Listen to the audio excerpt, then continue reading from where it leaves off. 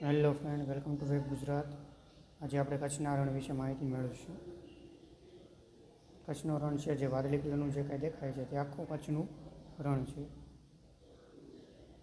તો કચ્છના રણની આપણે પરિચય જોઈએ તો 20,000 કિલોમીટરમાં વિસ્તરેલું છે. જે ભૌગોલિક દૃષ્ટિએ એની વિશેષતાઓ આપેલી છે તે આપણે જોઈ શકો છો નીચે. અને પાકિસ્તાન સાથે સરહદ પણ ધરાવે છે.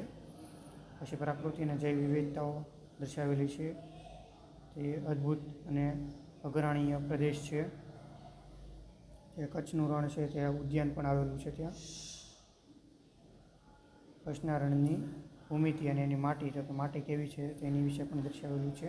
પછી રણમાં રહેવાસીઓની શૈલી કેવી છે, પશુપાલન, ખેતી, હસ્તકલા, બરાબર. પછી કયા કયા પ્રાણીઓ છે, તો કે ઘોડા, ઊંટ, ગાય, બરાબર. આ બધું છે ત્યાં. સાંસ્કૃતિક દૃષ્ટિએ તો કે તહેવારો બધા છે. બાંસુરી, ઢોલકું, ગરબા એ જેવા નૃત્યો પણ કરે છે કચ્છના રણની અંદર. પછી કૃષિ અને આર્થિક પ્રવૃત્તિઓ જોઈએ તો બધા મગફળી, ઘઉં, જુવાર, બરાબર, એવા પાકો ઉગાડવામાં આવે છે. અને પશુપાલન અને હસ્તકલા પણ વિસ્તૃત થયેલી છે.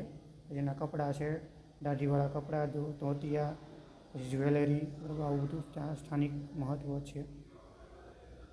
પછી કનેક્ટિવિટી અને પ્રવાસ, તો કે પ્રવાસ આપણે ત્યાં શું શું જોવાલાયક છે, તો કે રાત્રિની ચાંદની, સૂર્યાસ્ત સમયની નજારો, આ બધું ત્યાં જોવાલાયક છે. અને ઊંડાઈપૂર્વક તમે વાંચી શકો છો.